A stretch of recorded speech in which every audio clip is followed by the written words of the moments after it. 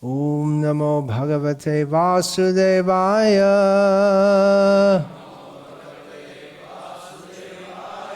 Om Namo Bhagavate Vasudevaya. Om Namo Bhagavate Vasudevaya. Yeah. Srimad-Bhagavatam, Canto 9, Chapter 11, Text 23, Translation and Commentary, by His Divine Grace, A.C. Bhaktivedanta Swami Prabhupada. Purushaha Rama Charitam Shravanai Upadharayan Anrishangsya Paraha Rajan Karma Bandhai Vimuchyate Purusho Rama Charitam Shravanai Upadharayan Anrishangsya Paro Rajan Karma Bandhair Vimuchyate Purusho Ramacharitam Shravanai Upadharayan Anrishangsya Paro Rajan Karma Bandhair Vimuchyate.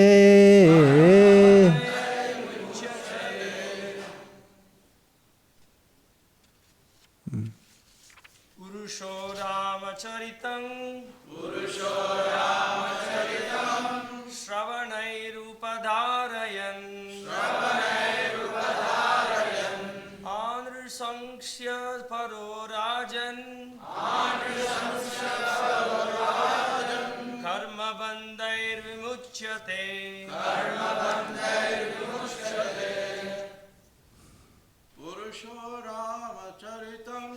Purusho Ramacharitam Shravanai Upadharayan Anrishangsya Paro Rajan Karma Bandhair Vimuchyate. Purusho Ramacharitam Shravanai Upadharayan Anrishangsya Paro Rajan Karma Bandhair Vimuchyate. Purusho Ramacharitam Shravanai Upadharayan Anrishangsya Paro Rajan Karma Bandhair Vimuchyate. Actually, there's one song to sing. I should have sung before starting all this. So, you can do that. Or maybe at the end, you can sing at the end of the talk, if you kindly remind me.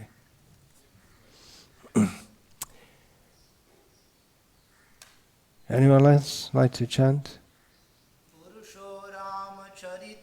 Purusho Ramacharitam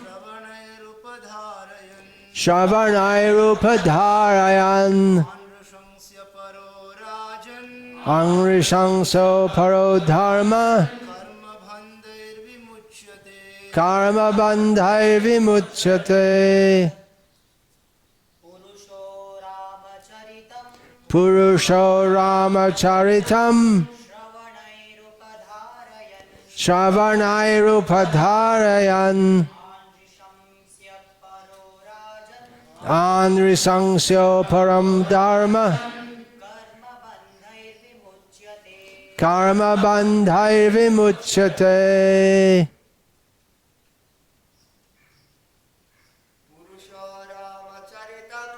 Purusho Rama Charitam Shravanai Rupadharayan Anrisangsya Paro Rajan Karma Bandhai Vimuchyate. Purushaha, any person. Rama Charitam, the narration concerning the activities of the Supreme Personality of Godhead, Lord Ramachandra.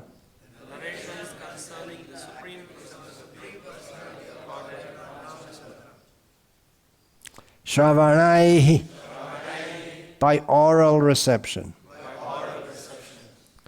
Actually, there's another word, oral, which is pronounced the same, but oral means by hearing, and oral means, O-R-A-L means by speaking. So it's A-U-R-A-L. Anyway, you can understand from the word Shravanaihi. Upadharayan, simply by this process of hearing. Anrisangsya, paraha, becomes completely free from envy. Rajan, O King Parikshit. Karma bandhai, by the bondage of fruitive activities. Vimuchyate, one becomes liberated. Translation: O King Parikshit, anyone who orally receives the narrations concerning the characteristics of Lord Ramachandra's pastimes will ultimately be freed from the disease of envy and thus be liberated from the bondage of fruitive activities. Purport: here in this material world, everyone is envious of someone else.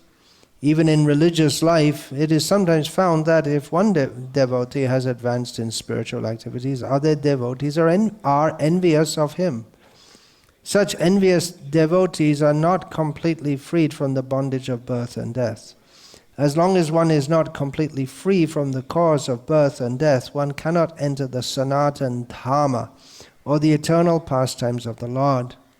One becomes envious because of being influenced by the designations of the body, but the liberated devotee has nothing to do with the body, and therefore he is completely on the transcendental platform. A devotee is never envious of anyone, even his enemy, because the devotee knows that the Lord is his supreme protector. He thinks, what harm can the so-called enemy do? Thus a devotee is confident about his protection. The Lord says, Yayata mang prapadyante tangs tathaiva bhajamyaham. According to the proportion of one's surrender unto me, I respond accordingly. A devotee must therefore be completely free from envy, especially of other devotees. To envy other devotees is a great offense, a Vaishnava parāt. A devotee who constantly engages in hearing and chanting, Shravana Kirtana, is certainly freed from the disease of envy, and thus he becomes eligible to go back home, back to Godhead. Om Jnana Timirandhasya Jnananjana Shalakaya Chakshurin Militam Yena Tasmai Shri Gurave Namaha. Nama Shreshtham Manamapi Satchiputramatra Swarupam Rupam Tasya Grajamurupuring Maturim Goshtavatim Radha Kundam Girivaramaho Radhika Madhavasham Prapto Yasya Pratita Kripaya Shri Gurum Tam Natosmi Vandeham Shri Guru Shri Ataf Padakamalam Shri Gurun Vaishnavangscha Shri Rupam Sagrajatam Sahagarna Raghunatan Vitam Tam Sajivam Sadvaitam Savadhutam Parijana Sahitam Krishna Chaitanya Devam Shri Radha Krishna Padan Sahagarna Lalita Shri Vishakhan Vitangscha Hare Krishna, Krishna Krishna, Hare Hare, Hare Rama, Rama Rama, Hare Hare. Today is a very happy day, festival day. How can it be happy when we're discussing about Rama, whose pastimes seem to be all full of unhappiness. But Shrinu Sukhadam Shubhadam Bhavasam. Hearing gives happiness and auspiciousness in this world of birth and death. Actually, it's happy, but it may not seem happy. Srila Prabhupada comments in the Nectar of Devotion that although the pastimes of Lord Ram seem to be unhappy, it's actually full of happiness. Otherwise, why do people listen? Go on hearing again and again and again. And this hearing about Lord Ram, as we can link with this verse today, that I've read today, this hearing about Lord Ram is really a cornerstone of Vedic culture, Hindu culture, if you want. Yeah, in Hindu, it's a major part, so that people all over India all worshipped and loved Ram, even if they're not Vaishnavas. And in South India as much as North India, despite all this Dravidian propaganda. But Rama was loved so much here, so much damage to Vedic culture has been done by envious people who have heard about Lord Ram and they don't like him. They're like Ravana. They heard about Ram, but they don't like him. Descendants of Ravana, or at least conceptually, they're like that. But at heart, people, I still think the people in Tamil Nadu, they don't like this blasphemy of Ram, most of them. That was publicized recently, that this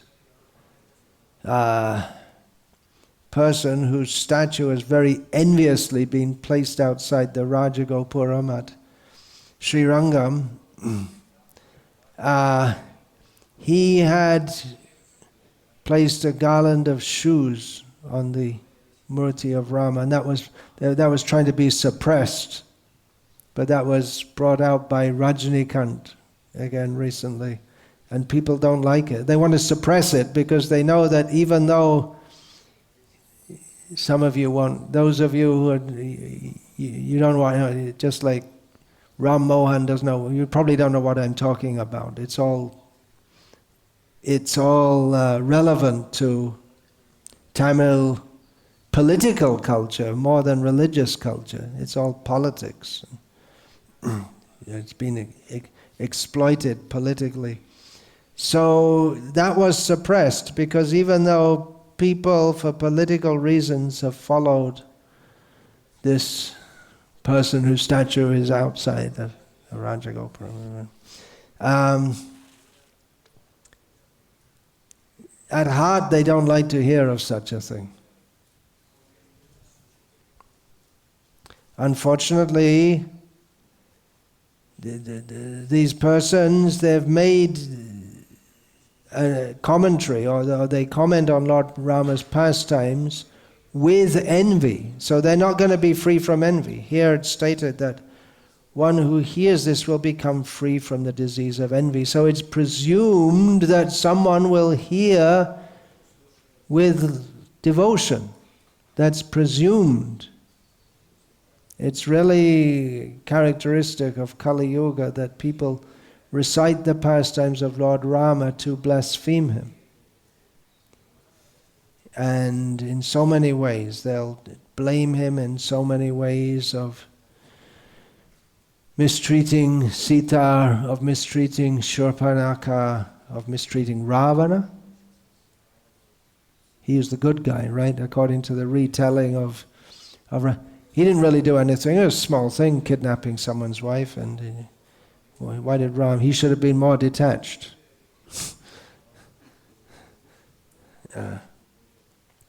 So many envious people. But if we actually hear Lord Rama's pastimes, then we'll be free from the disease of envy. And that's one reason we can state why Vedic culture is superior to others.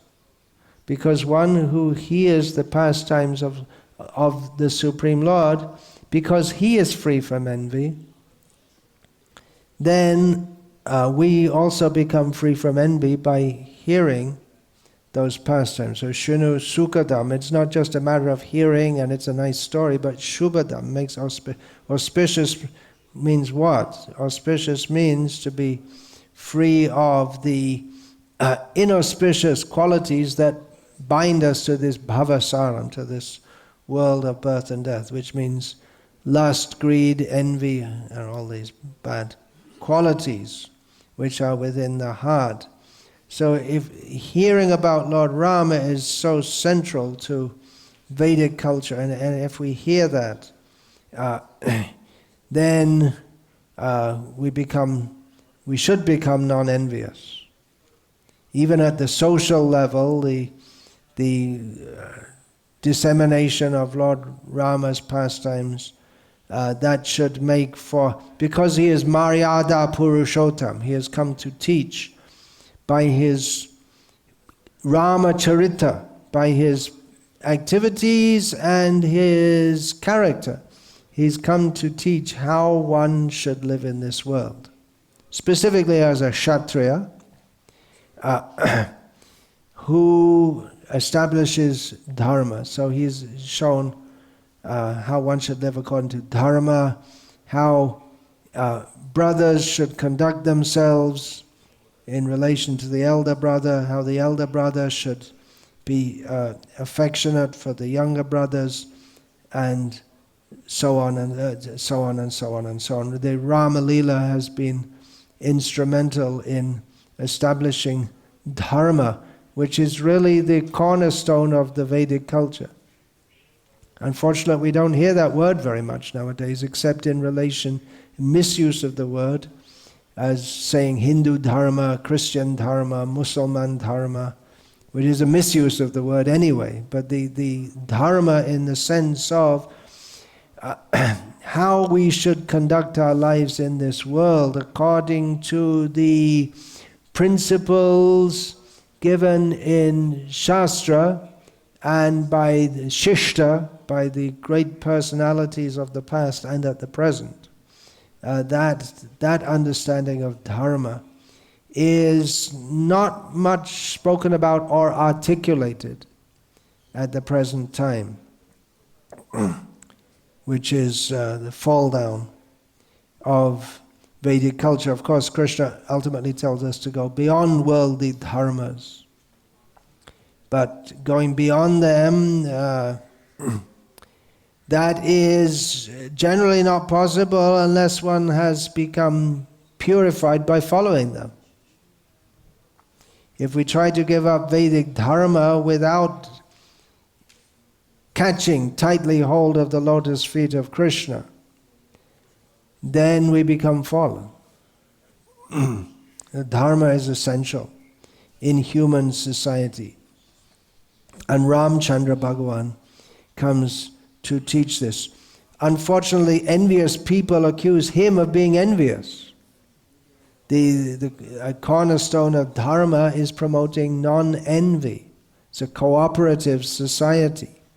There is hierarchy, but it's cooperative. And the lower placed person shouldn't envy the higher, and the higher shouldn't envy the lower and mistreat them. Ramchandra Bhagavan came to establish that. So they'll say he's envious. You see, he killed the deer and killed Ravana, banished Sita. One of the commentators says that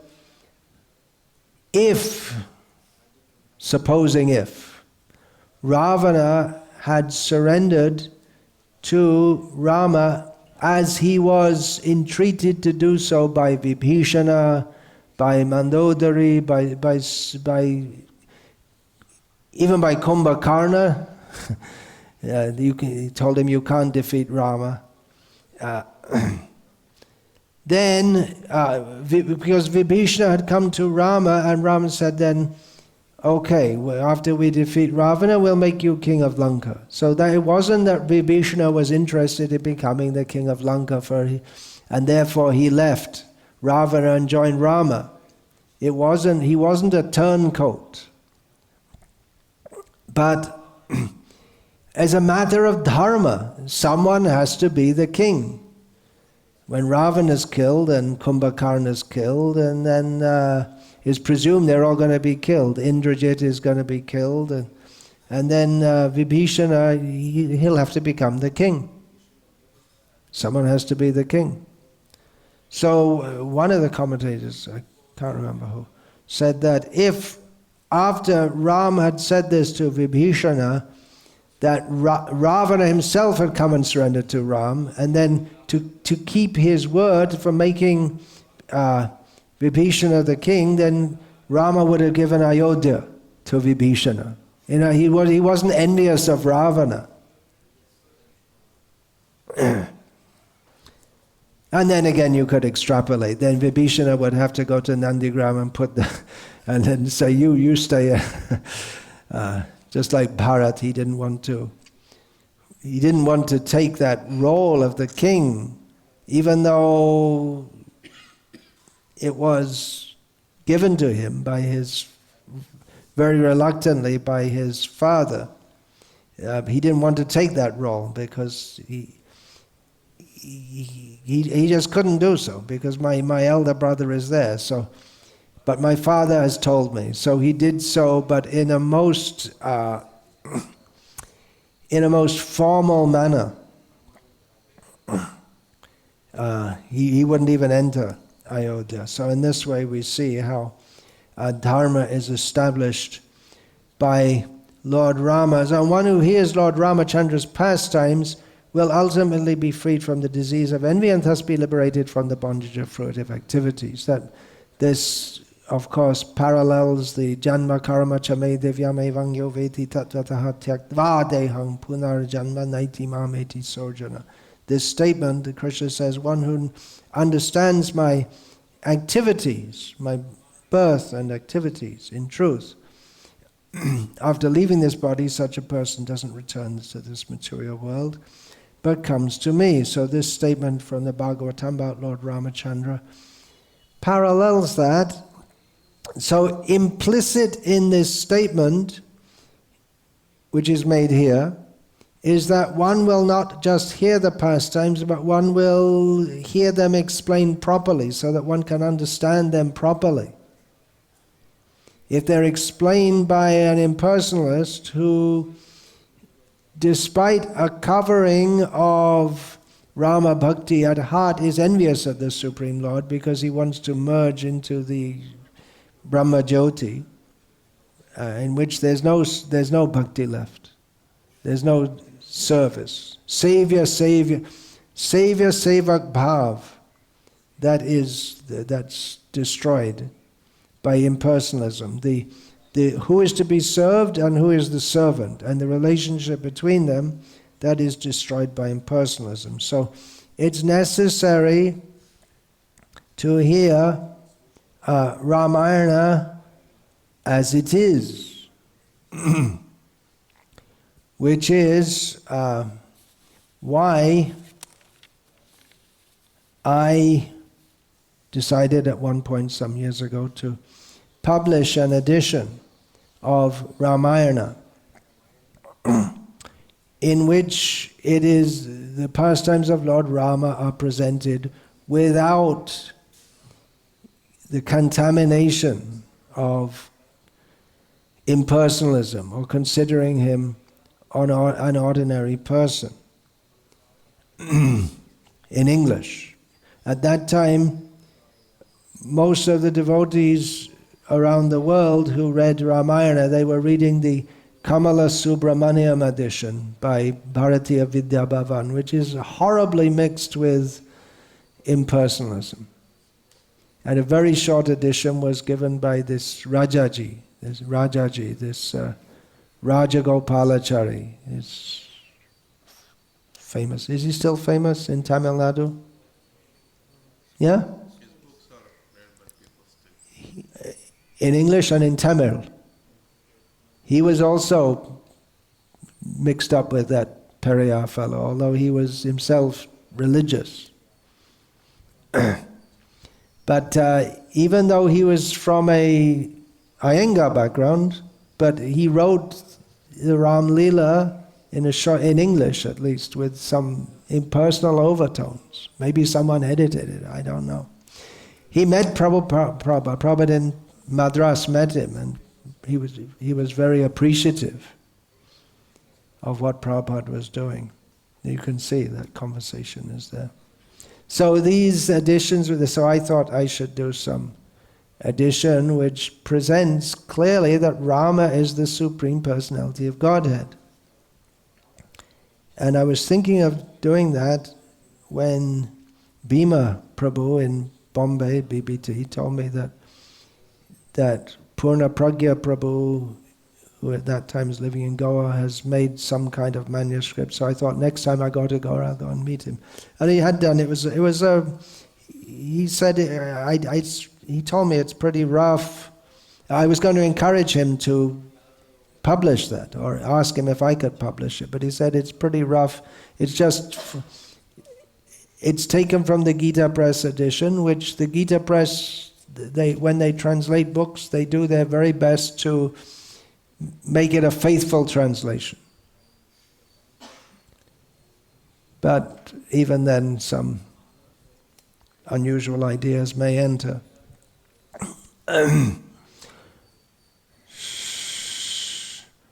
So he said, well, I just redacted it from that. I made a summary of that, the Gita Press English edition, which is in archaic English.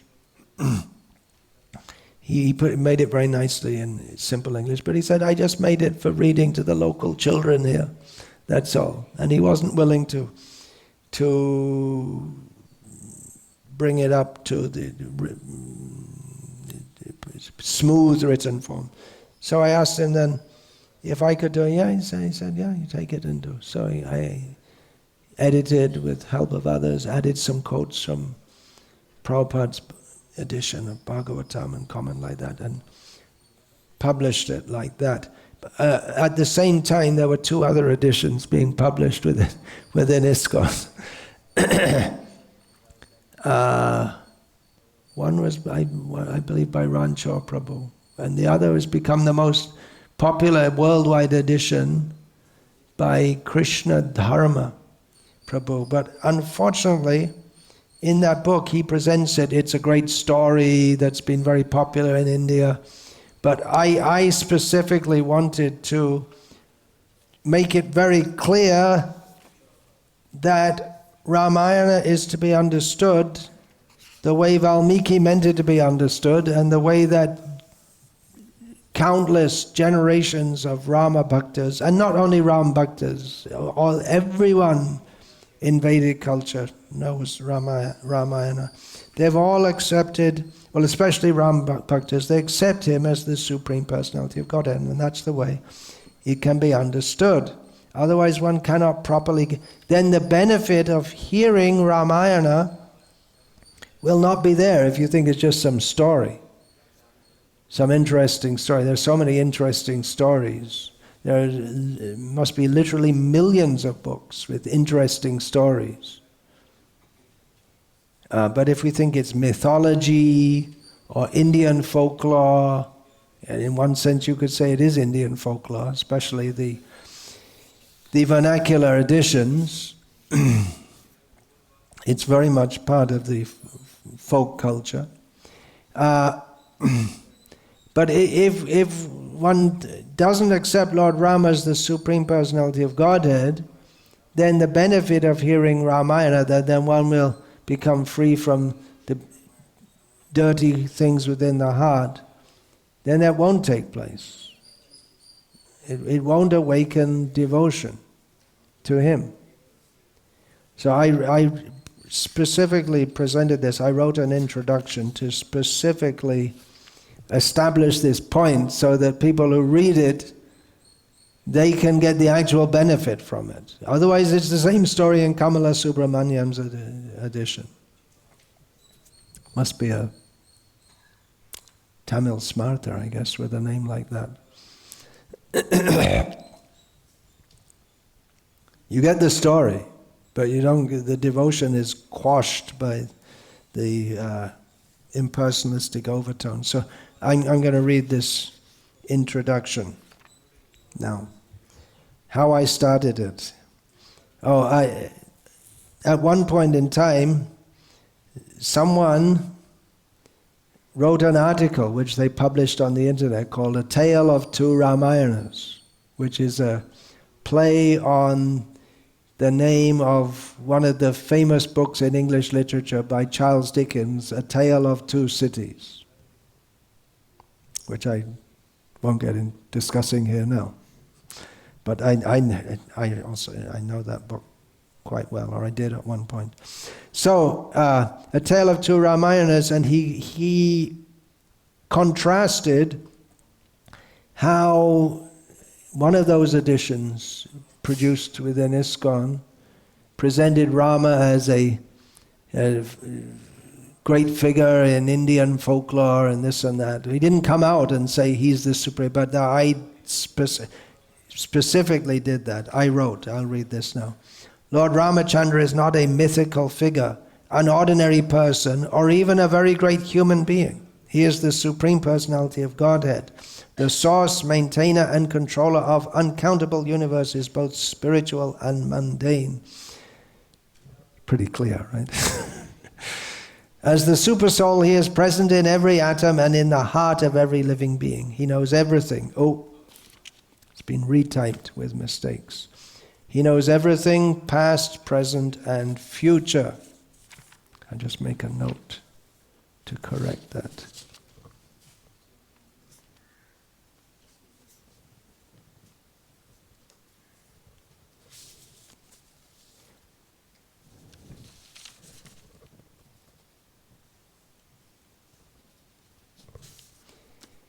Lord Rama is fully replete with 6 opulences, namely, maybe that's fully replete seems to be, what's the word? I can't remember. Unnecessary. Fully replete with 6 opulences, namely strength, wealth, fame, wealth, knowledge, beauty, and renunciation. He is the reservoir of all auspicious qualities and is the ultimate goal of life for the yogis, renunciants, and especially the devotees who ever delight in glorifying his inconceivable pastimes. Being an expansion of Krishna, the original form of the personality of Godhead, Lord Ramachandra eternally resides in his own planet in the spiritual world. He is accompanied there by his expansions and associates, headed by his consort Sita, his brothers Lakshman, Bharat, Shatrughna, and his celebrated servant Hanuman.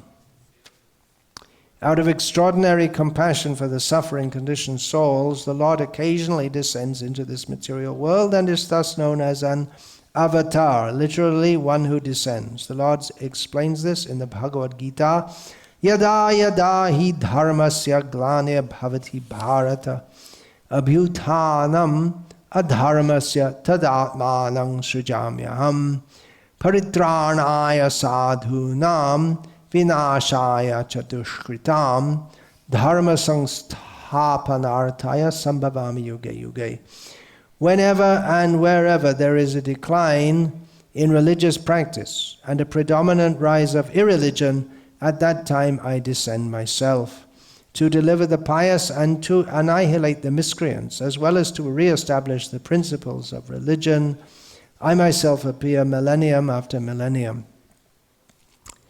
When the Supreme Lord comes to this world, he does so out of his own sweet will.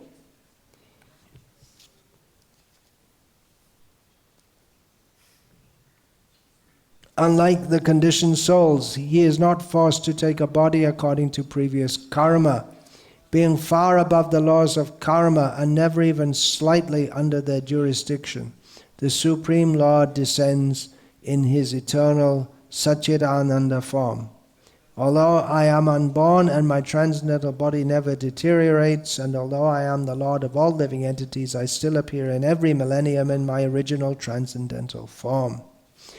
When the Supreme Lord descends, he shows his sublime nature by performing incomparable activities. When he came in his original form as Krishna, he killed many apparently unconquerable demons, held the Govardhan hill on the tip of his little finger for 7 days when he was apparently only a small child.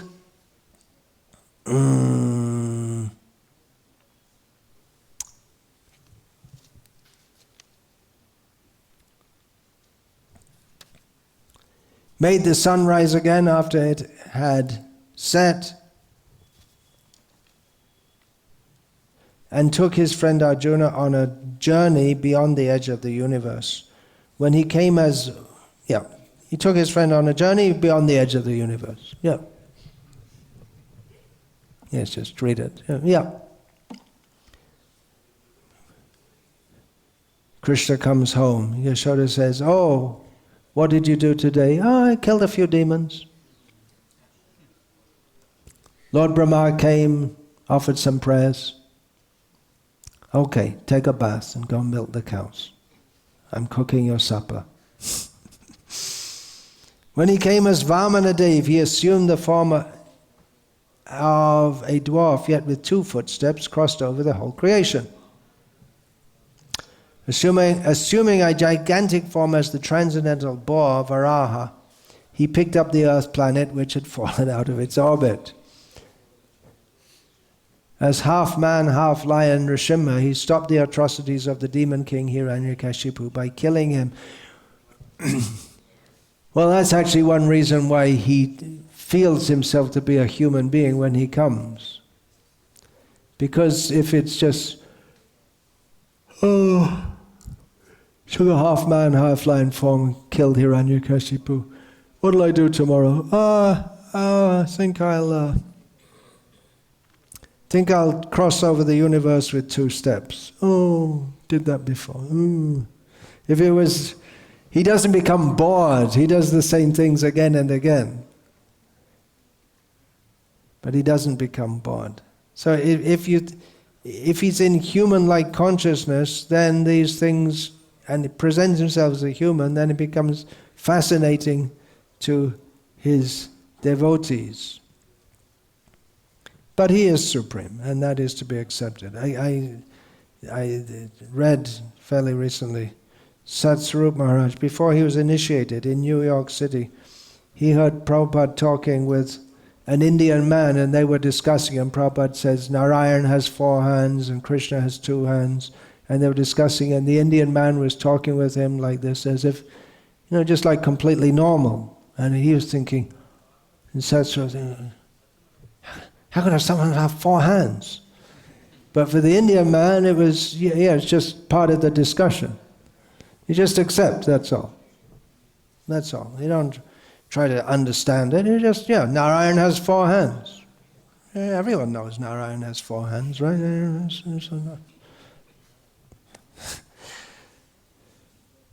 Well, biologically, we never saw. Well, if he has 4 hands, then why didn't there should be more? Because by evolution, if someone gets 4 hands, there's better than 2 hands. So it should have, the 2-handed form should have faded out, and the 4-handed ones, it was a mutation or something. We should have, maybe we should go to 6 hands or 10 hands. And it's too much. Maybe they were in the past, but they all died out like the dinosaurs. We don't bother ourselves like all these discussions. We just say, Narayan has 4 hands. Yeah. So, although such extraordinary feats are doubted by men of puny intelligence, they are simply play for the Supreme Lord, who effortlessly creates, maintains, and destroys millions of universes. Similarly, when the Supreme Lord appeared as Ramachandra, he performed the wonderful activity of slaying the tyrant Ravana, who was not to be... Have you got the Tamil version? We don't have a Tamil version. Do we do? No, we don't have. Who is not to be killed by any other person. Ostensibly assuming the form and personality of a human being, Lord Rama enjoyed many sweet pastimes with his dear devotees. These pastimes are inconceivable to the faithless, but are a source of transcendental joy for the theists. The story of Lord Rama has given pleasure and solace to theists for many thousands of years and continues to do so. Actually, it should be many millions of years. Let's change that also. Not so long ago, when the people of India were accustomed to discuss the transcendental activities of the Lord, every Hindu knew the pastimes of Lord Rama as well as the back of his hand. Oh. I'll have to re-edit all of this. Among the three epics famous in India, Ramayana, Mahabharata and Srimad-Bhagavatam, the Ramayana was traditionally most popular, perhaps due to its relative simplicity and cohesiveness of plot. The action, drama and pathos of Ramayana still place it among the world's most popular stories. Recently, with the spread of the bhakti movement throughout the world, there has been a revival of interest within India also about the pastimes of the Supreme Lord. This bhakti revival has been brought about largely due to the efforts of His Divine Grace A.C. Bhaktivedanta Swami Srila Prabhupada, the founder Acharya of the International Society for Krishna Consciousness and the prime exponent of bhakti in the modern age. Srila Prabhupada elaborately described the pastimes of Krishna in his writings and also wished that the pastimes of Lord Rama be widely broadcast. Quoting from a letter from Srila Prabhupada, regarding seeing your book on Lord Ramachandra partly translated into English, I am very much eager to see it. I have to translate all the Puranas, Ramayana, Mahabharata, and many other theistic literatures left by the Gauriya Vaishnavas.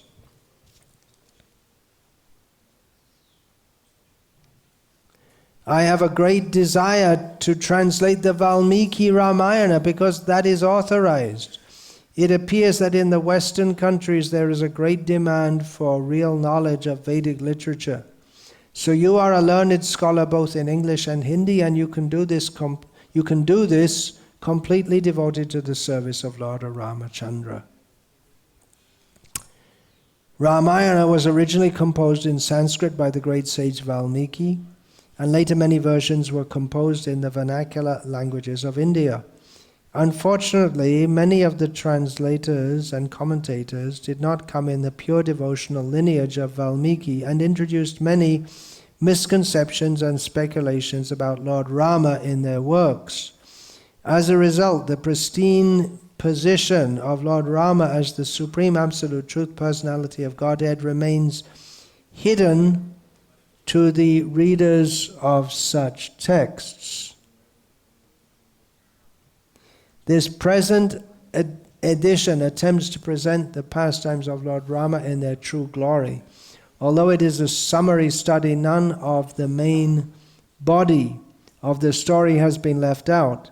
It is hoped that in the not too distant future, a devotional scholar will present a verse-by-verse translation of Valmiki Ramayana for the ever-increasing number of devotees throughout the world. Thank you, Vidvan Gauranga Prabhu, for taking that up.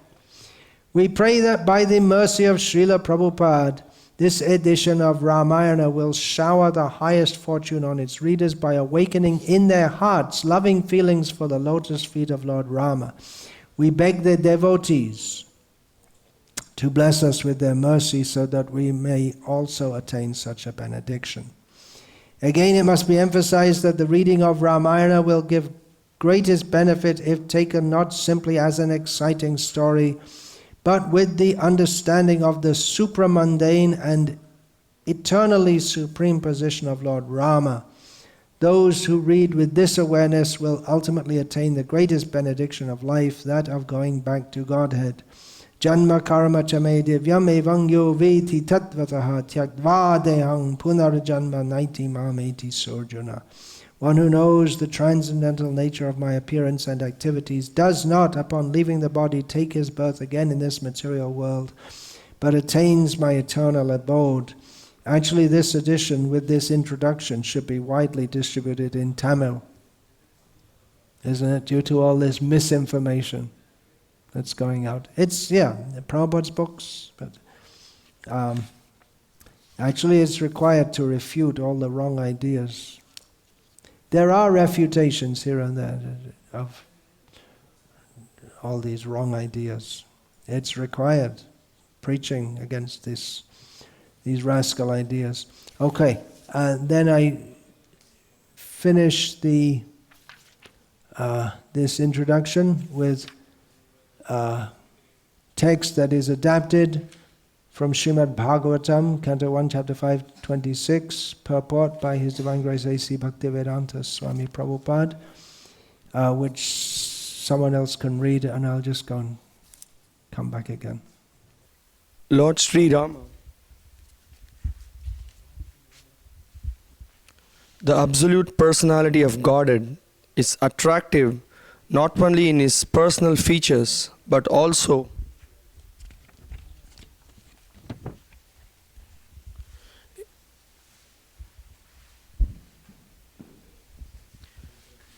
in his transcendental activities.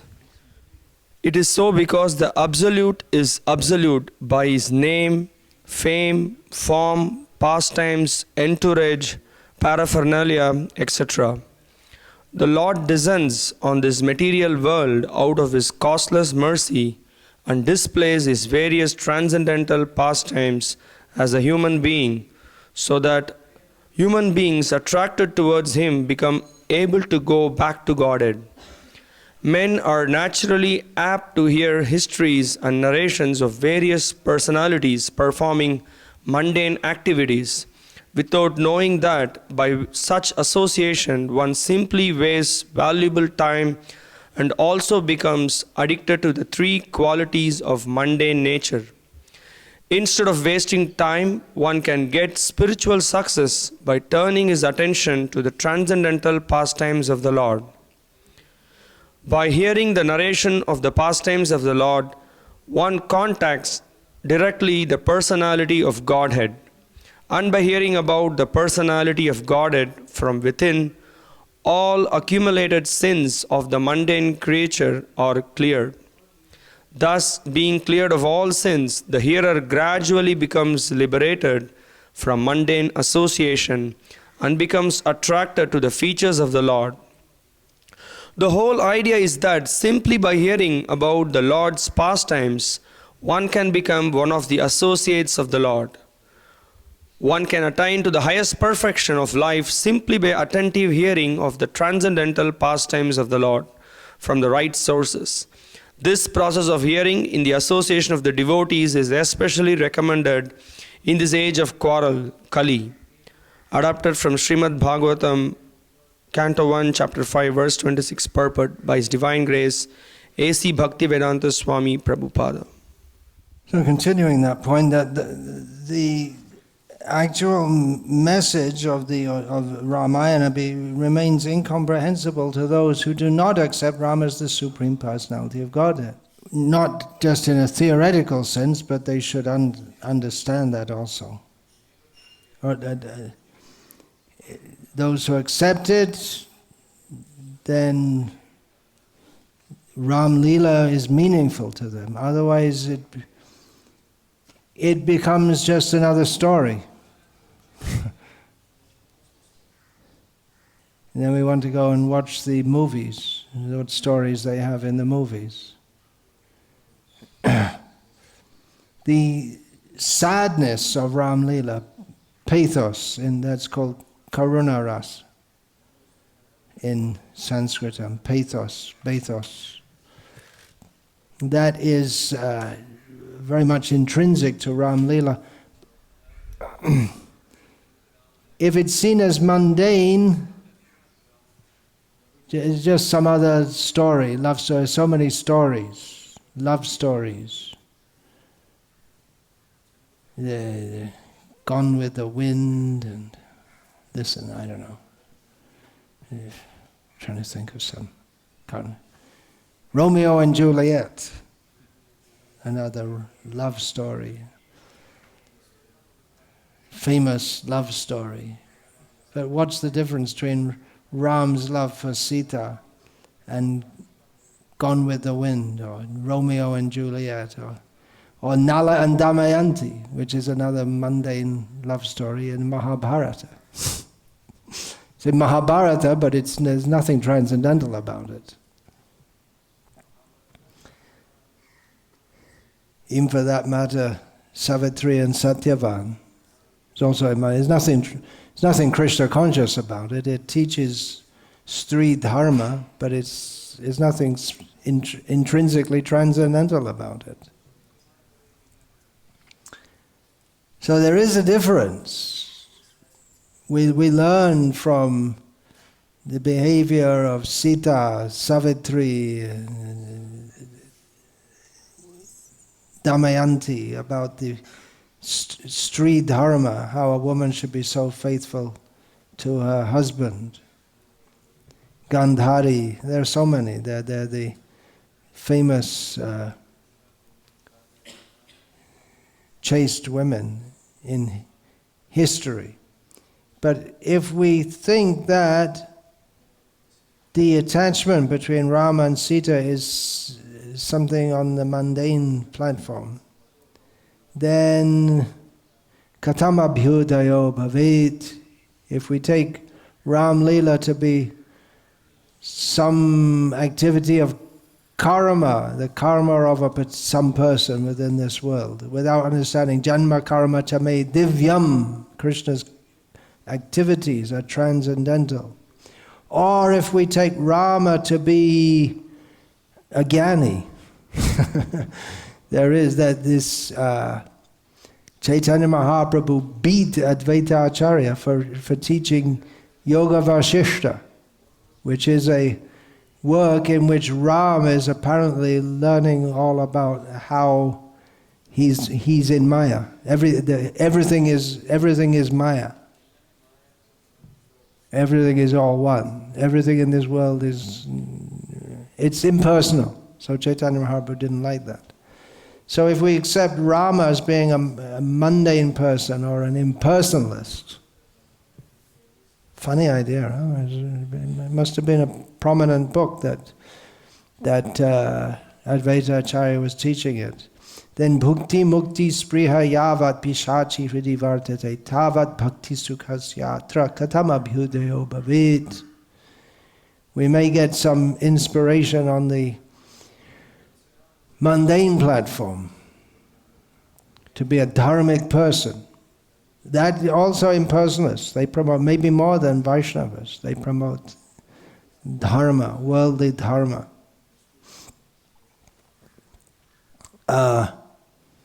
We may get that, or we may get some idea of merging, which is, by the way, in that Ramananda Sampradaya. Although it's devotional, there's definitely an overlay of impersonalism there. I was discussing once, many years ago, with Seva Vilas Prabhu, who's from a Brahmin family of Varanasi, which is, apart from being a place of where people go to die and it's famous as a place of Lord Shiva, it's also traditionally been a great center of Rama Leela. Especially on the other side of the river, Rampur has been a place where Ram Leela is enacted. So he knows very well about this. So I was discussing with him and he said that if you if you discuss with a Ramanandi and you just go a little deep, you'll find ultimately they're all impersonalists. And he should know. He's from that background. So if the actual bliss of bhakti it can't happen if we're still infected by desires for karma and jnana. So we are informed by Rupa Goswami. And then what happens, that if we don't have the bliss of devotion, then we may start to suspect Lord Rama and ascribe mundane motives to him, become offensive, or we may think that he's subject to ordinary morality. He wasn't a very moral person. He did so many things. So really, Ram Leela has to be heard and understood properly. If we don't understand it properly, then we'll misunderstand. That's inevitable. There's no way to avoid that. Either you understand properly, or the misconceptions, which are already there in the heart, they will arise. And especially if we hear from people who don't present Ram Leela in the transcendental way, in the parāt-para, the Shuddha Vaishnava parāt-para system, then they themselves will give misconceptions. They may even invent some we didn't think of. So it's very important to get from the right source. So actually, although this Ram Leela is about Ram, and in Gauriya Vaishnavism, there traditionally hasn't been much emphasis. The emphasis is on Krishna. I was in Bengal moving among the Vaishnavas, or traditional Vaishnavas, Sahaja influenced Vaishnavas for so many years. And you'll hardly find in Bengali culture, maybe probably less than in any other part of India, if you exclude the Muslims. There's not much about Rama in that culture, or Shiva for that matter. There, it's not that people are totally ignorant. Shivratri is also celebrated, but definitely more so. If you're in Calcutta, then you'll find that the Ram Leela, Ram Navami, Vijayadashami, Shivratri, it's more the Marwaris and Biharis, who are there many of in Calcutta. They celebrate more than the Bengalis. They're more into that. And of course in Bengali culture there's the Vaishnavas and the Shaktas. So the big thing is the Durga Puja and Kali Puja. And Lakhi Puja also they celebrate. Lakshmi Puja, they also celebrate that. But especially the Durga Puja and Kali Puja. So in the Gauriya Vaishnavism, there's not much stress on Ram Leela, although we do find that Chaitanya Mahaprabhu told Rupa Goswami to include the celebration of Ram Navami among the festivals to be celebrated by the Vaishnavas, and he himself he celebrated Vijayadashami, and we find an extensive description of Nityananda Prabhu in his childhood performing Ram Leela. He had all the local village boys in Ek Chakra perform Ram Leela, and all the elder people became amazed. How could he know all these things being such a young boy? Which suggests that the Ram Leela wasn't discussed so much in Bengal even at that time. Even though that part of Bengal's getting out towards what is now considered the Hindi-speaking belt. It's near the border of Bihar. Getting out toward that way. They were surprised. Well, he is Lakshman in Ram Leela. He took the part of Lakshman. There's an extensive description how in the course of the game they were playing, he got hit by the arrow of Indrajit, and then he was unconscious, and they couldn't revive him. And then someone thought, And then after a long time they thought, oh, what do we have to do? Say, Sushena's brought he's bringing the medicine for you. Okay, then he revived. He understood what to do. He couldn't get up without that.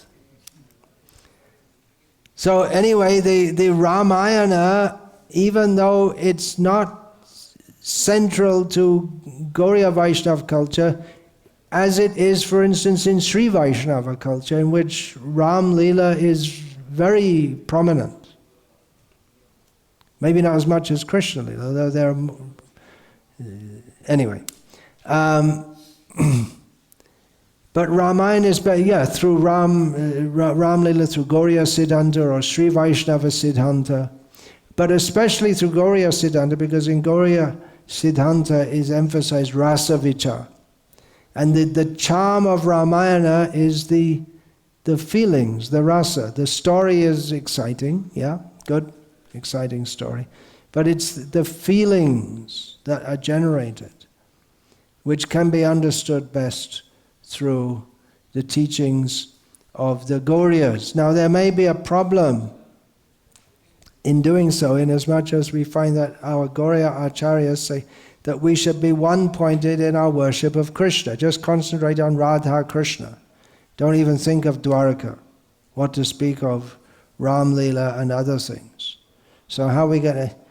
But again, the Acharyas say that, but we can't think that Chaitanya Mahaprabhu, when he was enacting Ram Leela on Vijayadashami, that he lost his devotion to Krishna or became diverted. Because the Gauriyas, they understand it's Krishna's play.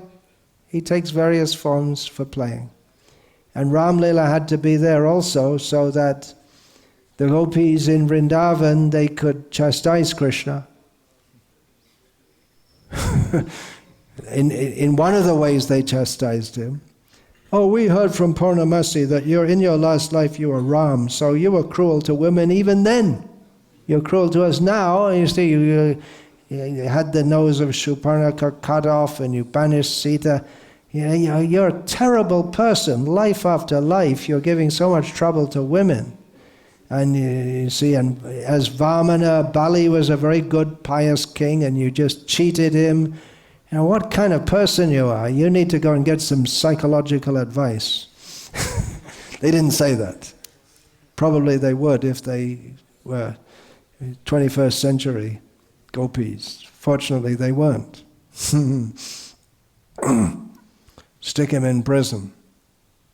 Well, he was supposed to be born in a prison, but he didn't like that. So he went to Vrindavan, got born there instead.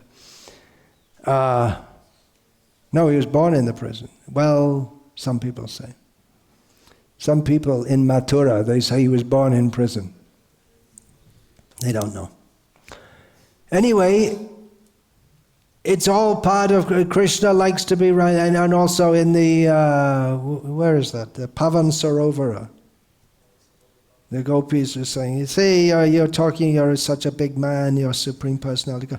There are so many monkeys, you love playing with the monkeys, but Rama took the monkeys and did something spectacular, not just stealing the butter and feeding it to the monkeys. He did something where he made a bridge over the ocean and took the monkeys there. So what can you do with the monkeys except feeding them with the stolen butter? So they were chastising him. They said, you couldn't even make a... You say you're Rama, but you couldn't even make a bridge of stones over this little sarovara here. So then Krishna did it. Then the gopis had to find some other way to insult him. Sita doesn't insult him. No one insults Rama, not from his inner entourage, except Lakshman sometimes. But then Ram shuts him down. Sometimes Lakshman little bit gets on the case, like that.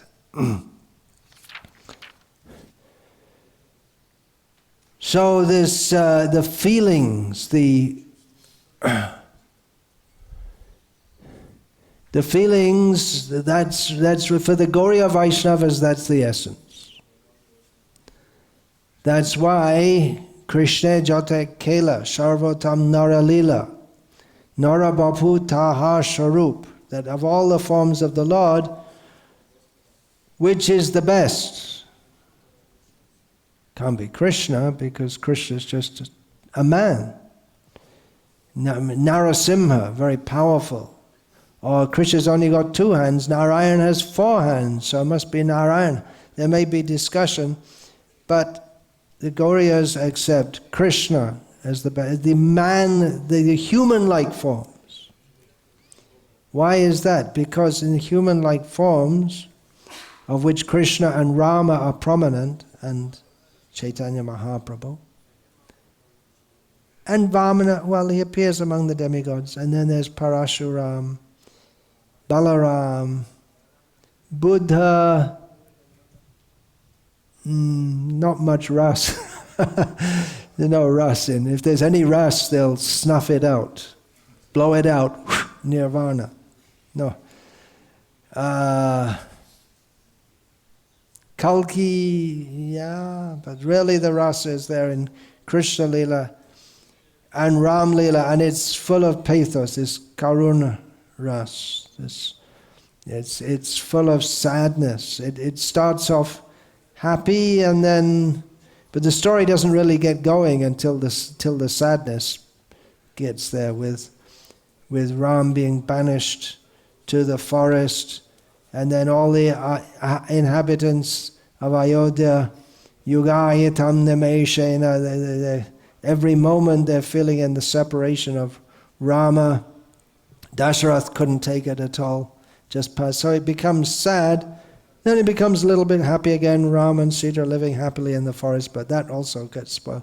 And then they come back to Ayodhya, and then everything's settled up, everything's nice, and then again, Rama is obliged by his pastimes as Maryada Purushottam, the personality who establishes dharma in this world. He's obliged to banish Sita. So it's full of suffering. Even Kaikeyi, she loved Rama.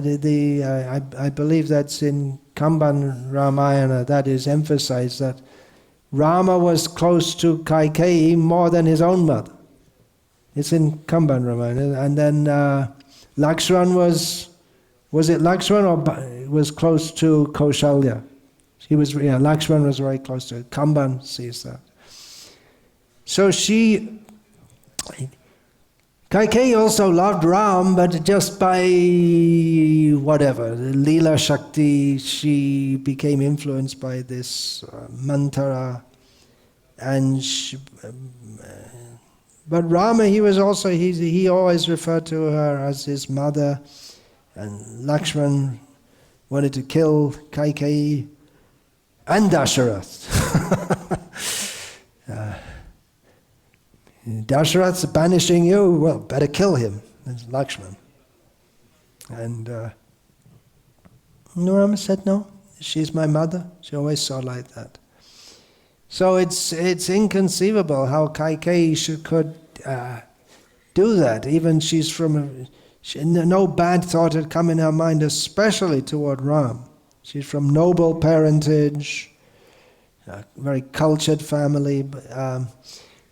Srila Prabhupada writes in one purport in the 9th canto of the Bhagavatam, in this discussion of Ram Leela, that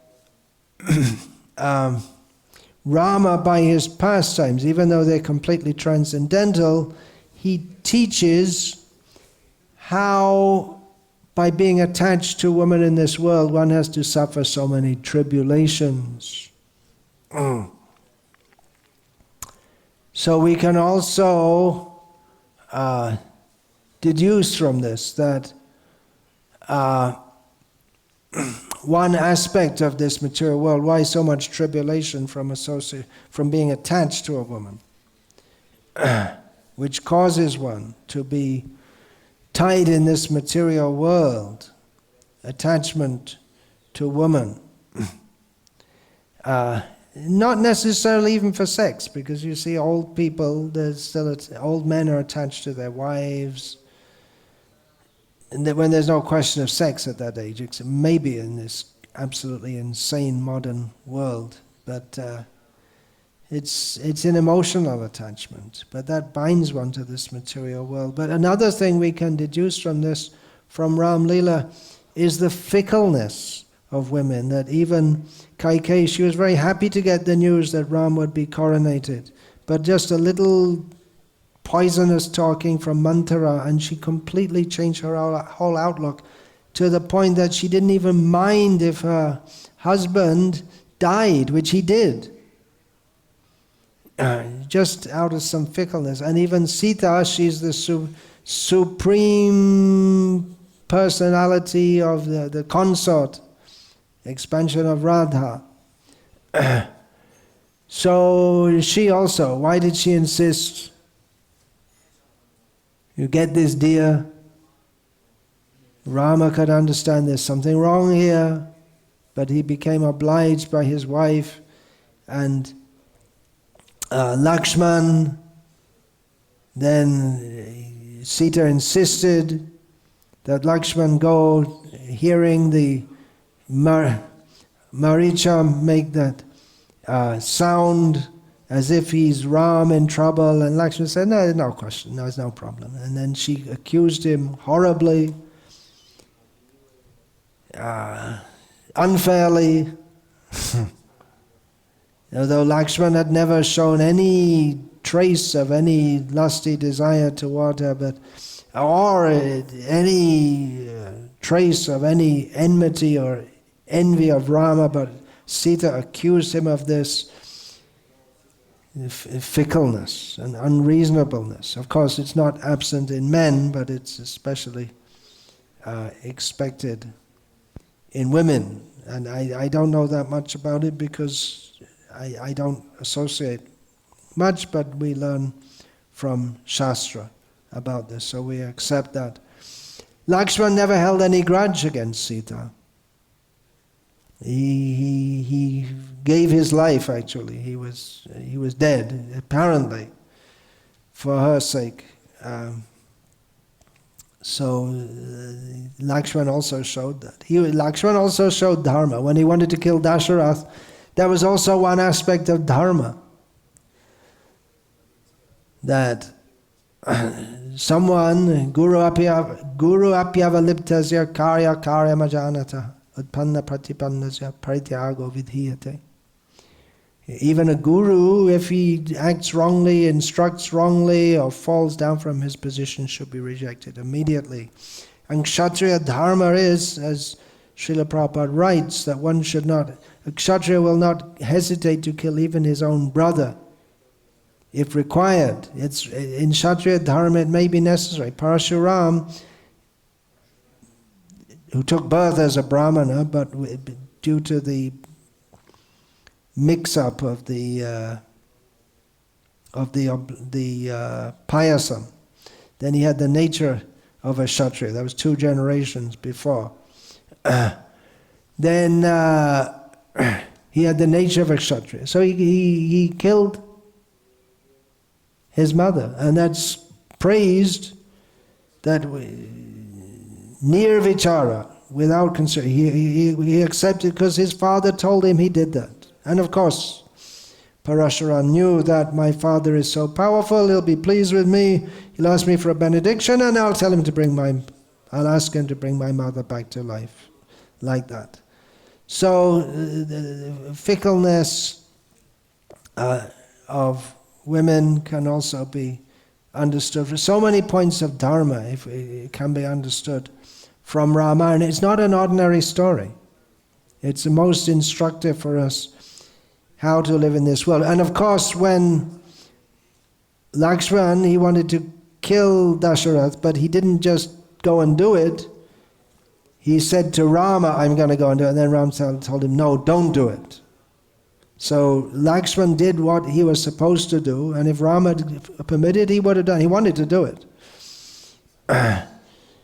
But he followed Rama. That was another aspect of dharma. Because Rama, from a higher platform of dharma, said, no, don't kill your father. And then Lakshman, from the platform of dharma, obeyed his older brother, who he knew to be faultless. At that time he was considering Dasharath to have been faulty to such a degree that he deserved to be killed. But he consulted. He didn't just take the decision by himself, which would have had any weighty decision. One has to consult higher authority and not take it independently, even if one is convinced that I'm right, I have to do this. But if it's going to have some, well, every decision has some consequences, but especially major decisions, one should consult with one's authorities. This sadness that pervades Rama Lila, another anecdote we know from Ram Lila, that when Rama and Sita were lying on the ground resting at night, Lakshman would guard them. He asked the Nidra Devi, who later appears, the goddess of sleep, who later appeared in Lanka to put everyone deeply asleep while Hanuman was making a tour of inspection. So Lakshman said, "Now you go away. You leave me for the next 14 years. So I will stay awake when Sita and Rama are resting. I will stay awake and guard them." So he was in the ashram of Guha, and they were lamenting how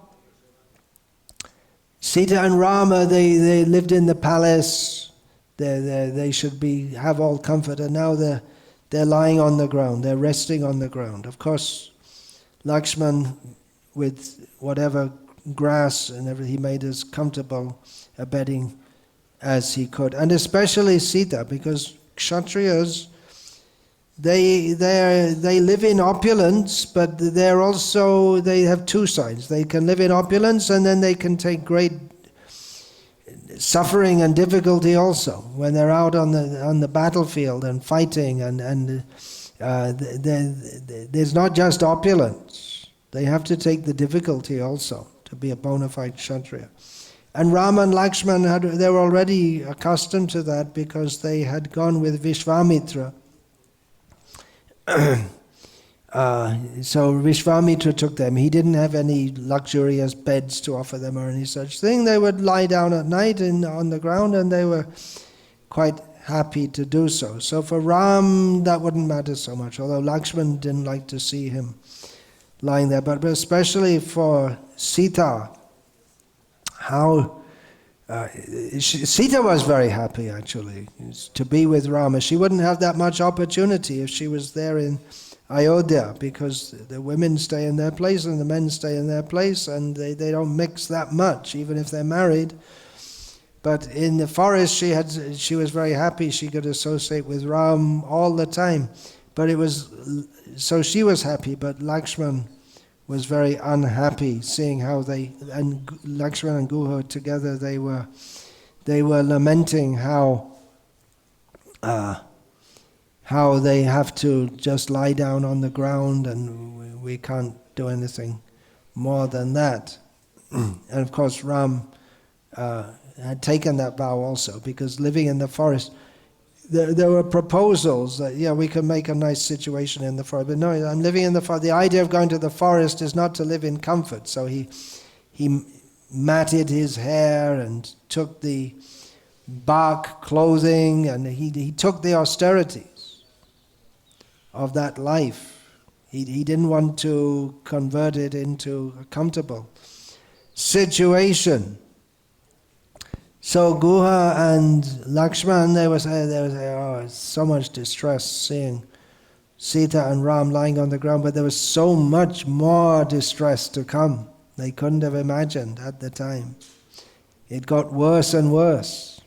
And everything became nice with the killing of Ravana. Then the problem was finished.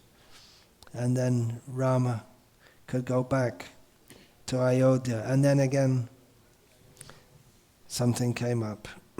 This Ravana, he always say, what is this Rama? He didn't take a benediction that I can't be killed by any man. So Vishnu had to come as Ram to kill him.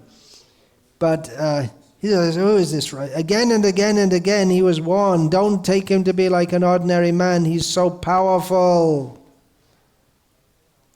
So his advisors, they told him, Maricha told him, don't take him to be an ordinary man.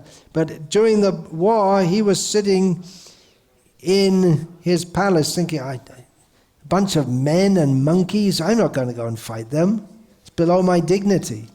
So he sent out his sons, his brother, one after one they were killed, but he wouldn't go out because he thought it's below my dignity, even though Rama was killing them all.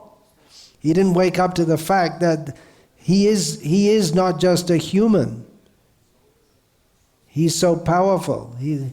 If he thought of going out, he thought, no, why should I go out? It's just a human, that's all. And one after one they were being killed. But actually, indirectly, by kidnapping Sita, he acknowledged how powerful is Ram. If Ram was actually just a nothing, and Ravana wanted to take Sita, then he would have just gone up and just pushed Rama and Sita out of the way and taken Sita. Why? But he didn't dare to do that. He wouldn't admit that. But he went through a whole drama to kidnap Sita. So which indirectly acknowledged how powerful this Rama is, although he'd never admit it, up to the very moment of his death. That's a demon.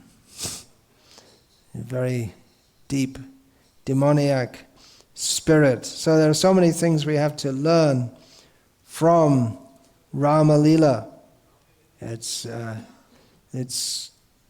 so much extent in Indian culture.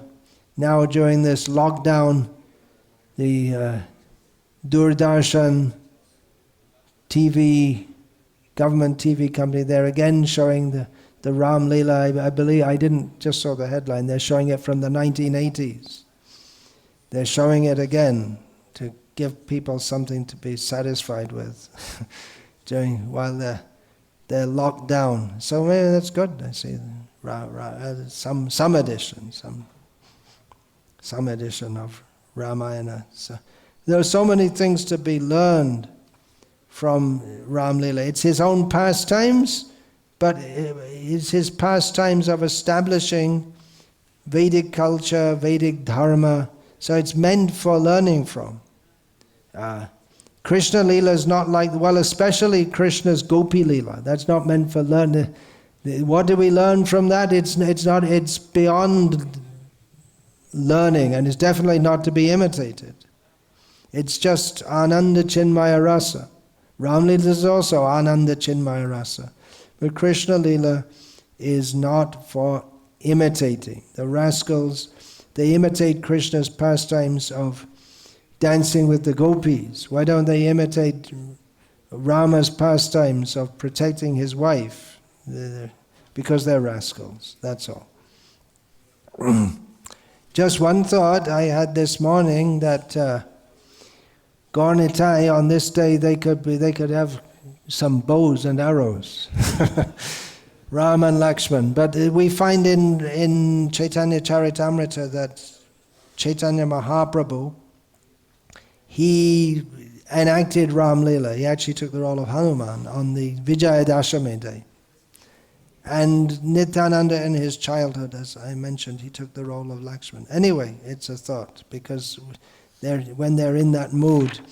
Now I'm going to read from Srila Bhaktivinoda Thakur's Navadvip Dhama Mahatmya Parikrama Khanda, chapter 14, the description of Sri Moda Druma Dvipa and Rama Leela. That Murari Gupta's, the site of his house is just behind the if you go in the fields behind the, I can't remember, it's Jogpit or Sri Chaitanya Mat or Advaita Bhavan, there's Murari Gupta's house, where Murari Gupta is Hanuman in Rama Lila. So he was worshipping the deities of Sita, Ram, Lakshman, Hanuman there. And that temples, there's a temple run by Sri Chaitanya Mat. That's Modadruma Dweep. So that's describing, Bhaktivinoda Thakur describes. No, that's not Modadruma Dweep. That's the place of Murari Gupta's house. In this Parikrama Khanda, we find Bhaktivinoda Thakur describes how Nityananda Prabhu took Jiva Goswami on a parikrama of Navadvip, which is mentioned in Bhakti Ratnakara and elaborated upon by Bhaktivinoda Thakur. And he explained all the different places. In Navadvip Dham, so when they came to Mamgachi, that's the name of the village now, and it was 500 years ago, it seems. Nityananda said to Jiva, here in Modadrumadvip is Ayodhya. It is Ayodhya. In a previous kalpa, when Rama was banished to the forest, he came to this place with Lakshmana and Janaki. So Ram Lila is also within Navadvip Dham. He built a hut under a huge banyan tree and lived happily for some time. Seeing the effulgence of Navadvip, the son of Raghu began to slightly smile. How attractive was that form, green as new grass, with lotus eyes and a graceful bow in hand, wearing the dress of a brahmachari, and his head piled with matted locks. He stole the minds of all living entities. Seeing Rama smiling, Janaki asked him why. He said, listen, Sita, there's one very secret story. When the glorious age of Kali advents. Why is it glorious? Because of Chaitanya Mahaprabhu. When the glorious age of Kali advents, I will display a yellow complexioned form here in Nadia. I will take birth in the womb of Sachi in Jagannath Mishra's house. I will give all the fortunate souls who see my childhood pastimes the supreme gift of prema. At that time I will enjoy my beloved educational pastimes and reveal the glories of the holy name. I will then take sannyas and go to Puri, and my own mother will weep with my wife in her arms. You see? Making women weep. Hearing this, Sita asked, O lotus-eyed Ram, Kamala Lochana, why will you make your mother cry? Why will you give up your wife and take sannyas? What happiness is there in giving sorrow to your wife? I am your wife. Sri Ram replied, O dear one, you know everything, but you have become ignorant just to teach the living entities. Listen, Sita, my devotees relish prema bhakti in two ways. In union with me, they enjoy sambhog, the enjoyment of being with Krishna or Rama, and in separation from me, they enjoy vipralamba, separation from him. My eternal associates desire sambhog, but I mercifully give them vipralamba. The devotees know that distress due to separation from me is actually the topmost bliss. After separation, when union occurs, they feel happiness so much greater than before, 1,000,000 times multiplied. That is the explanation of how there can be happiness in separation. You should accept this mood, which is described in the 4 Vedas. She who is known as Aditi in the Vedas is now Mother Kaushalya and will become Mother Shachi in Gauranga's pastimes. And you, Sita, will serve me as Vishnu Priya. In separation, you will worship my deity and spread my glories. Separated from you, I will worship a golden Sita deity in Ayodhya. But this topic is very confidential. Sita, do not reveal this to the people now. This Navadvipa is my dear place. Even Ayodhya is not equal to it. When Kali Yuga comes, this huge banyan tree, Rāma will disappear from vision and stay here in an unmanifest form. In this way, Rama passed his time here with Lakshman and Sita. Later he went to Dandakaranya to complete his activities. See here, Nityananda is telling Jiva, see here the place where his hut stood. By the desire of the Lord, Rama's friends Guhak took birth here in a Brahmana's family. His name was Sadananda Vipra Bhattacharya. He knew nothing in the three worlds except Rama. He was present in, actually that we find in Chaitanya Mahaprabhu's Leela, there was Anupam, the younger brother of Rupa and Sanatan. He was also a great devotee of Lord Rama. So it seems by the preaching of the Gauriyas following Chaitanya Mahaprabhu that Krishna Leela has become so prominent among the Vaishnavas in Bengal that Rama Leela is very much in a back seat. But we do find that at the time of Chaitanya Mahaprabhu there were Vaishnavas who were, even then the number of Vaishnavas who were worshipping, who were focused, their bhakti was focused on Krishna was more, but there were those who were worshipping Rama also, and Murari Gupta is there also among the associates of Chaitanya Mahaprabhu. So, referring back to Sadananda Vipra Bhattacharya, he was present in Jagannath Mishra's house when Gauranga was born. At that time all the demigods came to see the child. The exalted Sadananda realized by the demigods' presence that his Lord had taken birth. In great delight he returned home, and while meditating on his worshipable Lord Ramachandra, he saw Gaurasundara. Lord Gauranga was seated on a throne and surrounded by the demigods, headed by Lord Brahma, who were waving chamaras.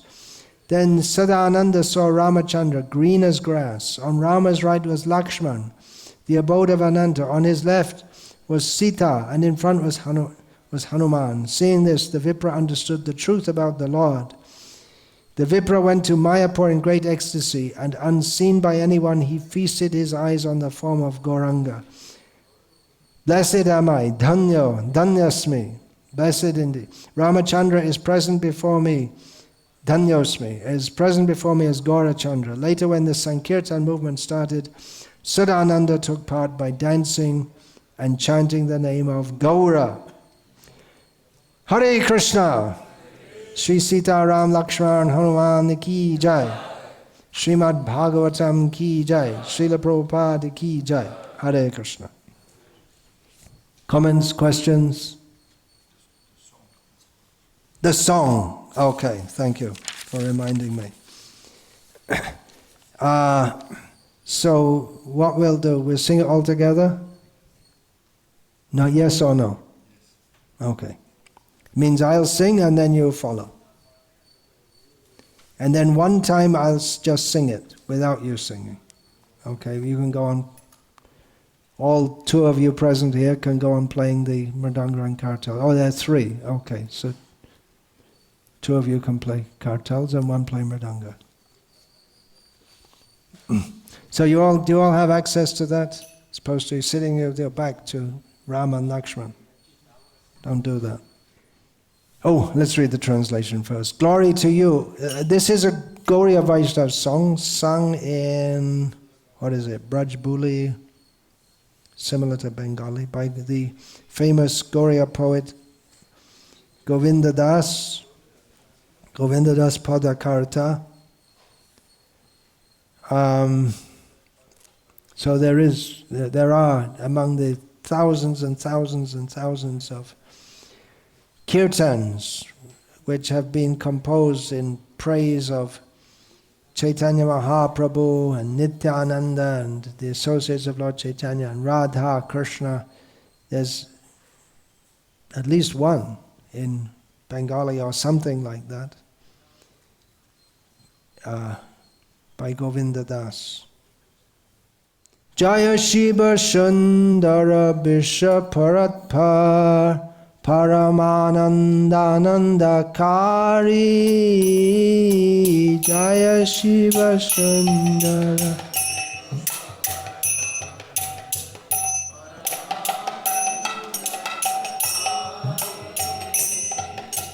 Jaya Jaya śrīla Rama raghunandana janaka-sutā-rati-kānta.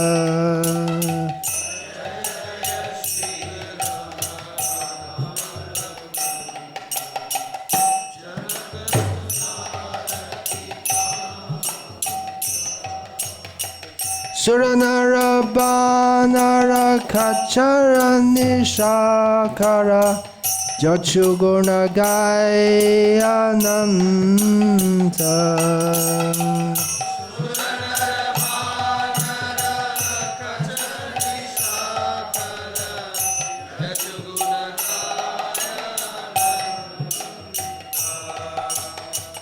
Durbādala nabha śyāmala-sundara kañja-nayana raṇa-bīra.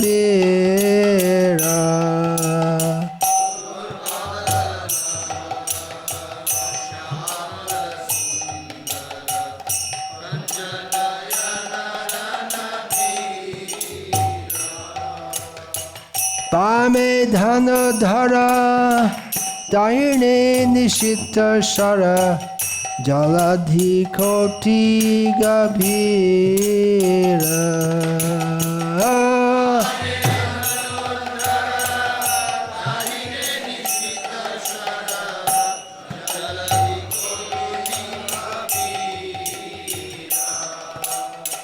śrī-pada paduka dharu bharatanuja Chamara chatra nichari.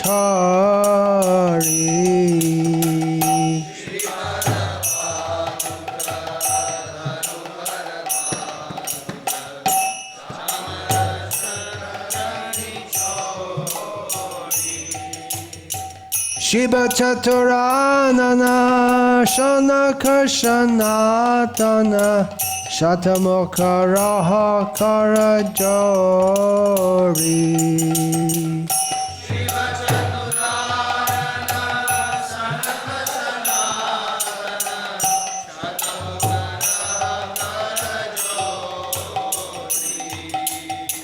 Bhakata ananda marutanandana caraṇa-kamala śyba.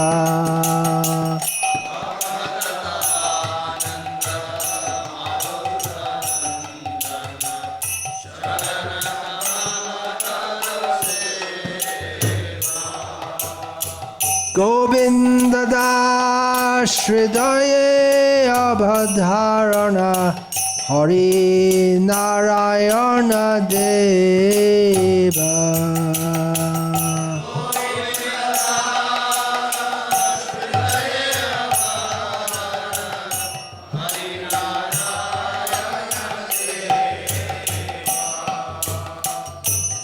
Glory to you, O handsome, auspicious Lord, O greatest of all great persons in the world, O most delightful of delightful persons.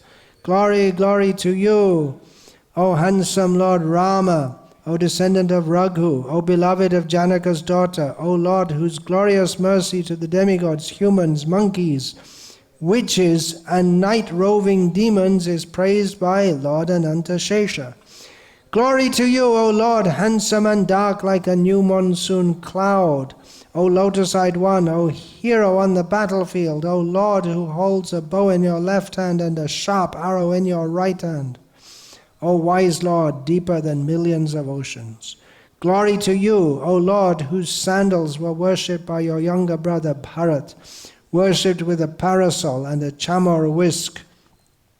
O Lord, before whom Shiva, Brahma, Sanak, Sanatan, and 100-faced Ananta stand with folded palms. Glory to you, O bliss of the devotees, O Lord, whose lotus feet are served by Hanuman. O Hari, O Narayana, O Supreme Lord, in his heart Govindadas is wrapped in thinking of you.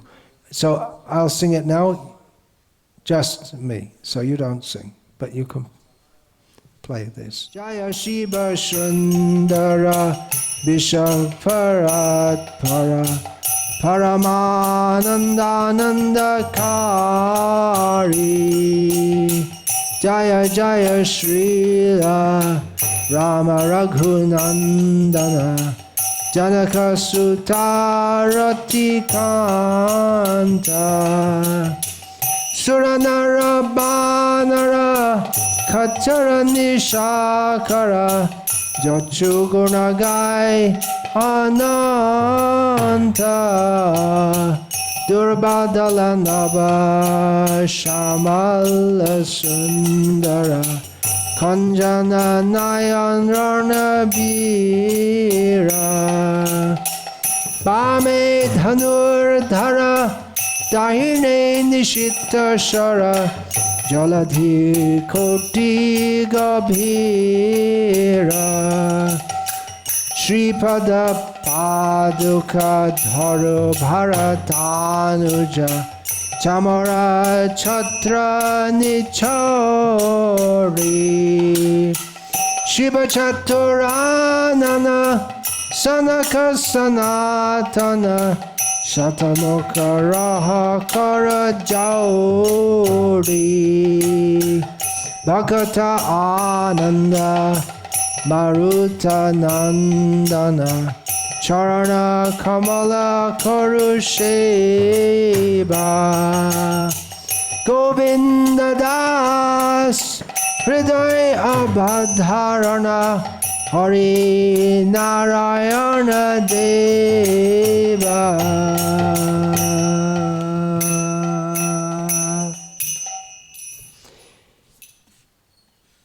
Hare Rama.